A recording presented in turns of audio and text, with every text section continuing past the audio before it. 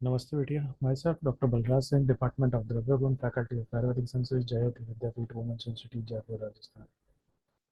अच्छा,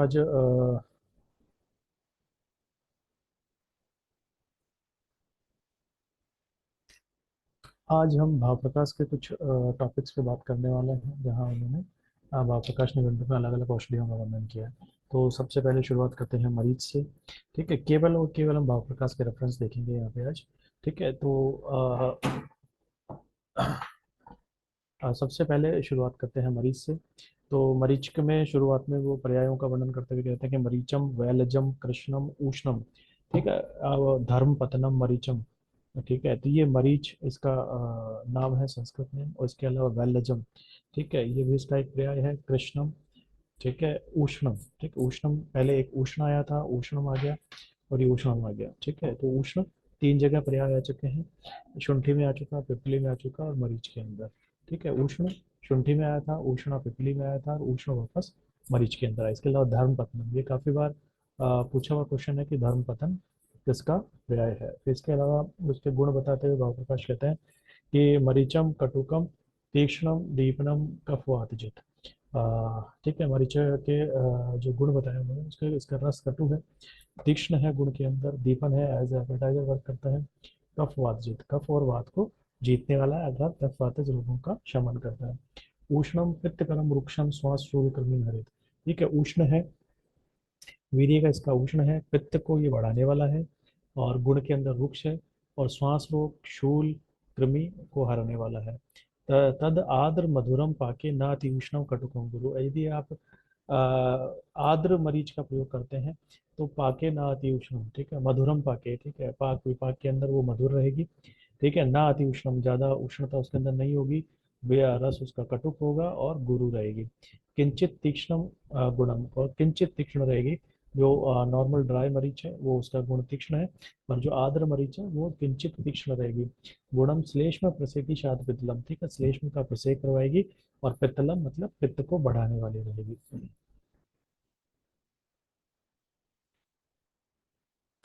इसके बाद त्रिकटु। ठीक है, त्रिकटु तीन द्रव्य हैं, उनसे मिलके बनता है।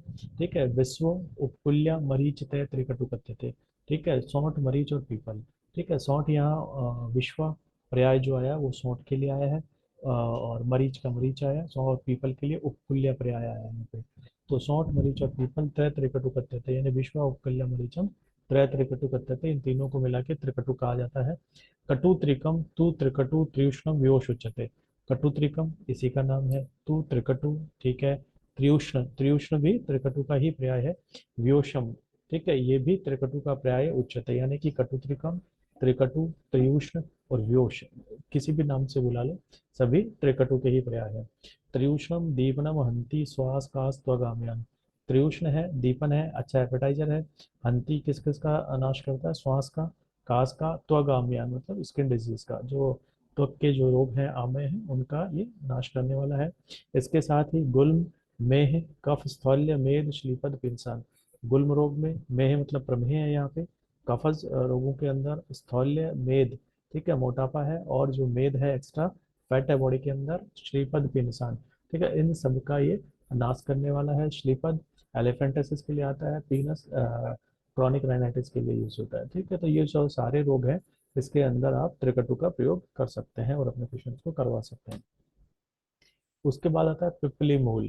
पिपली मूल के लिए भाव प्रकाश लिखते हैं ग्रंथिकम पिपली मूलम उष्णम चटकाशिरम। ठीक है, यहाँ पे फिर उष्णम आया है। ठीक है, तो ग्रंथिकम, ग्रंथिक, और पिपली मूल और उष्ण और चटकाशिर, ये सभी पर्याय पिपली मूल के हैं। इसके साथ ही दीपनम पिपली मूलम कटु उष्णम पाचनम लघु। ठीक है, पिपली मूल है वो दीपन है, एपेटाइजर का फंक्शन करती है, और कटु है, उष्ण है, पाचक है, और लघु है। रुक्षम पित्तकरम भेदी कफ वातोदरापहम। ये अगर गुण देखें हम इसके, तो पिपली मूल रुक्ष होती है, पित्तकरम पित्त को बढ़ाने वाली है, भेदी है, कफ वात उदरापहम, कफ, कफ और वात रोग और उदर रोगों के अंदर ये दी जाती है। आनाहा प्लीह गुल्मग्न। आनाहा रोग, प्लीहा रोग और गुल्म का ये नाश करती है। कृमि श्वास श्यापहम, कृमि, कृमि रोगों के अंदर, श्वास रोग के अंदर और क्षय रोग के अंदर पिपली मूल का प्रयोग आप अपने पेशेंट्स के अंदर करवा सकते हैं। उसके बाद बात करते हैं चतुरूष्ण। चतुरूष्ण के अंदर त्रिउष्णम सकणामूलम कथितम चतुरूष्णम, यानी कि जो त्रिउष्ण है आपका, जो त्रिकटु है, सौंठ मरीच पीपल, इसके अंदर आप सकणामूलम यानी कि आप पिपली मूल को अगर मिला देते हैं तो उसे चतुरूष्ण कहा जाता है। व्यशेव गुणा प्रोक्ता अधिकारस चतुर्थ, जो व्योश अर्थात त्रिकटु के जो गुण बताए हैं वही चतुरूष्ण के गुण भी यहाँ भाव प्रकाश निघंटु बता रहे हैं। फिर है चव्य। भवेत चव्यम तू चविका कथिता सा तथो उष्ण। ठीक है, चव्य और चविका दोनों ही एक ही द्रव्य के नाम है और साथ ही उसे उष्णा भी कहते हैं। कणामूलम गुणम चव्यम विशेषात बुद्धजापयम। ठीक है, जो कणामूल अर्थात पिपनी मूल के जो गुण कहे गए हैं वही सब चव्य के गुण भी हैं। स्पेशली गुदजापहम, जो एनस के अंदर जो पेन होता है गुदजापहम, ठीक है, गुदा के अंदर जो पेन है स्पेशली उसकी ये ड्रग बताई गई है। उसके बाद है गज पिपली।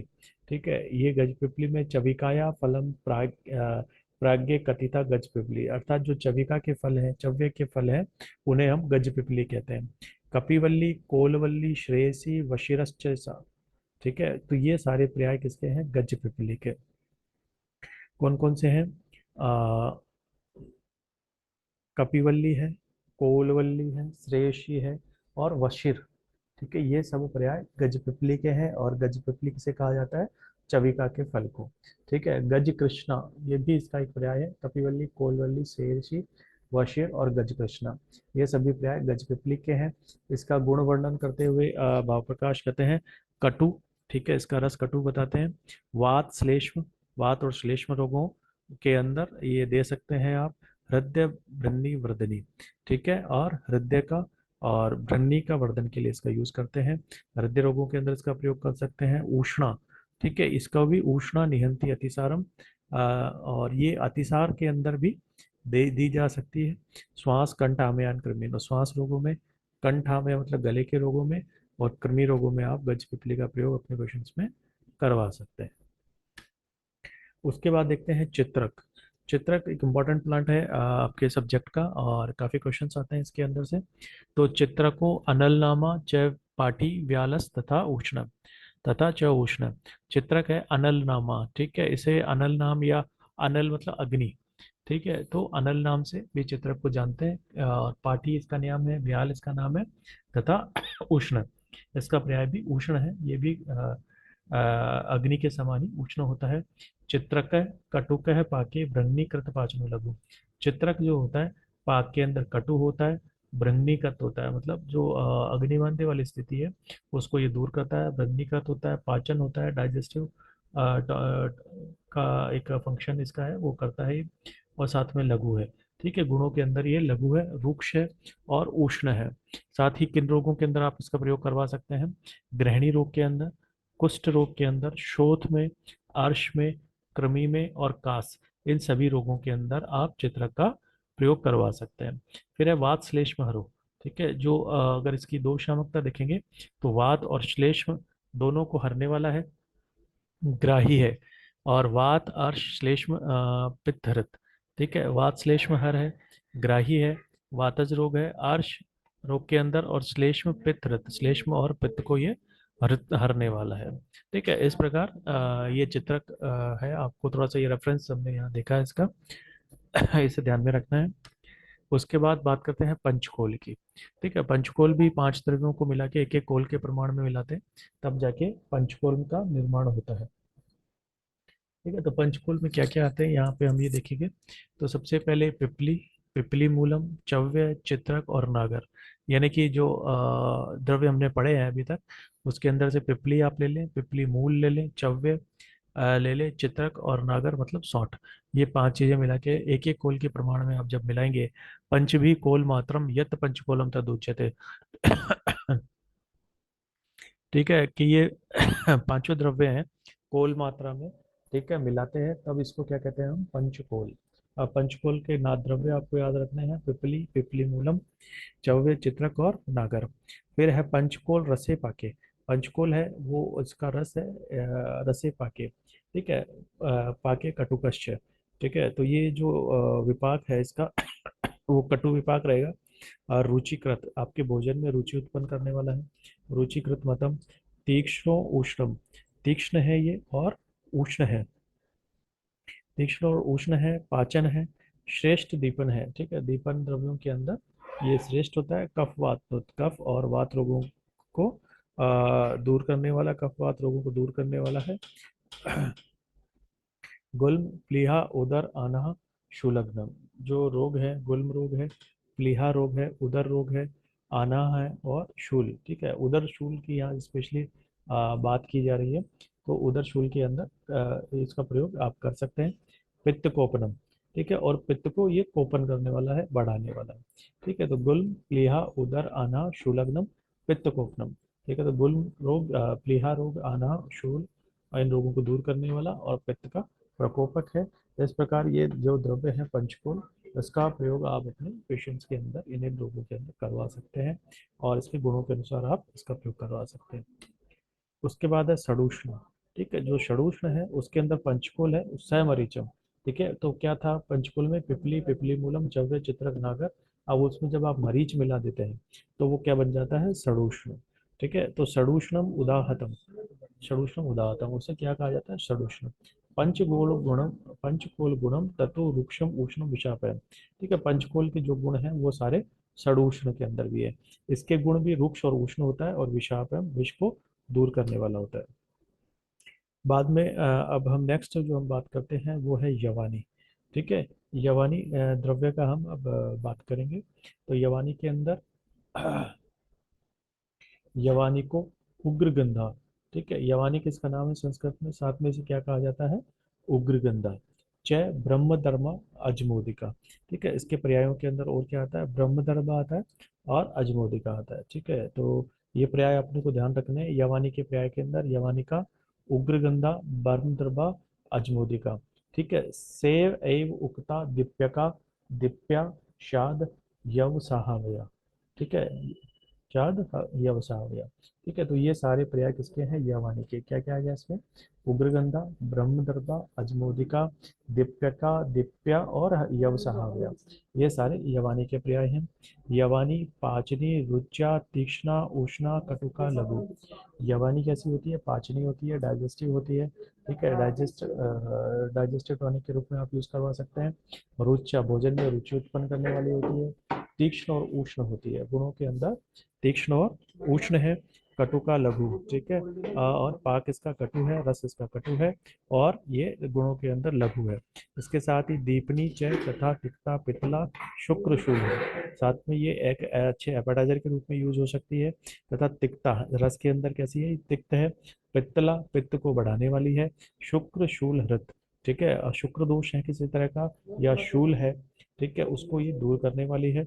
वात, श्लेष्म, उदर, आनाह, गुल्म, प्लीहा, त्रिगुण। ठीक है, वात श्लेष्म, जो वात और कफज जो रोग है उनके अंदर आप इसका प्रयोग करवा सकते हैं। उदर रोगों के अंदर आप प्रयोग करवा सकते हैं। आनाह रोग है इसके अंदर आप प्रयोग करवा सकते हैं। गुल्म में, प्लीहा में और कृमि रोगों के अंदर, इन सभी में यवानी का प्रयोग आप अपने पेशेंट्स में करवा सकते हैं अकॉर्डिंग टू भाव प्रकाश। ये भाव प्रकाश का रेफरेंस अपन ने यहाँ देखा। ठीक है, उसके बाद तो ये जो अपने द्रव्य देखे अकॉर्डिंग टू भाव प्रकाश, ये शास्त्रोक्त प्रमाणों के अनुसार अपने यहाँ देखे। सबसे पहले मरीच का वर्णन देखना। ठीक है, तो मरीच द्रव्यों के अंदर सबसे पहले भाव प्रकाश ने जो रेफरेंस दिए हैं, अपन ने ये शास्त्रोक्त रेफरेंस यहाँ लेने शुरू किए हैं।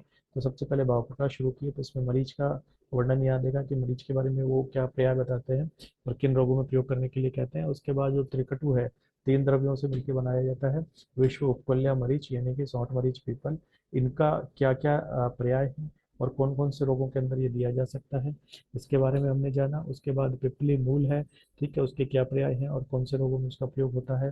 साथ ही चतुरुष्ण, चतुरुष्ण मतलब जो त्रिउष्ण था, सॉल्ट मरीच पीपल, उसके अंदर पिपली मूल मिला के चतुरुष्ण बनाया जाता है। ठीक है, इसके बारे में हमने बात करी। और उसके बाद चव्य है, चव्य जो द्रव्य है, ठीक है, उसके बारे में और इसमें ये बताया गया कि कणा मूल, पिपली मूल के जो गुण ही चव्य के समान होते हैं, बस गुज्जा पहन स्पेशल एक कैरेक्टर है इसका। ठीक है, उसके बाद गज पिपली के बारे में हमने जाना कि जो चवि का फल है उसे गज पिपली कहते हैं। इसके पर्यायों के बारे में देखा कल, कपिवल्ली, कोलवल्ली, श्रेयसी, वशेर, गजकृष्णा। साथ ही ये कौन कौन से डिजीज में आप अपने पेशेंट्स के अंदर प्रयोग करवा सकते हैं, यह जाना। साथ ही फिर बात करी चित्र की, काफ़ी इंपॉर्टेंट प्लांट आपके सब्जेक्ट का, और प्रैक्टिस के हिसाब से भी काफ़ी इंपॉर्टेंट है। इसके क्या क्या पर्याय हैं, ठीक है, साथ साथ में किन रोगों में आप इसका प्रयोग करवा सकते हैं, यह है यहाँ पर जाना हमें। साथ में पंचकोल किन द्रव्यों से मिलकर बना होता है, कितने प्रमाण में उन द्रव्यों को मिलाना होता है, ठीक है, यहाँ पे आपको याद रखना है इसके द्रव्यों के नाम, पिपली, पिपलीमूल, चव्य, चित्रक, नागर, और एक एक कोल के प्रमाण में इसको आपस में मिलाने पे पंचकोल मिलता है। साथ ही साथ ये कौन कौन से डिजीज में आप दे सकते हैं, ये भी हमने देखा।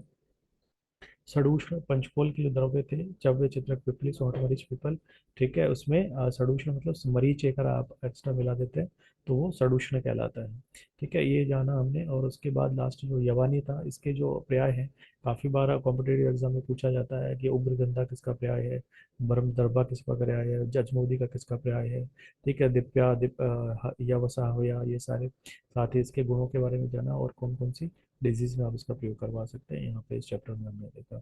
तो बच्चों काफ़ी सारे टॉपिक्स हैं जो आपके सिलेबस में से कवर होते हैं, ठीक है, इनका ब्रीफली हमने भाव प्रकाश के रेफरेंस यहाँ पे देखे हैं, ठीक है, और मुझे लगता है कि आपको ये अच्छे से समझ में आया होगा टॉपिक, ठीक है, और फिर भी आप कोशिश करें इसे अच्छे से और पढ़ने की और इन रेफरेंसेस को याद रखने की, हो सके तो इन कोटेशंस को मेमोराइज करने की, ठीक है, क्योंकि ये इजीली आपको याद होंगी और लंबे टाइम तक इसके जो जो रसगुण वीर्य विपाक हैं, जो इसके गुणकर्म हैं, जो इनके पर्याय हैं, वो लंबे समय तक याद रहेंगे अगर आप ये कोटेशंस याद करने की कोशिश करते हैं तो, ठीक है बच्चों। और फिर भी अगर आपको किसी की क्वेरी हो तो please mention in comment box, I will, thank you बच्चों।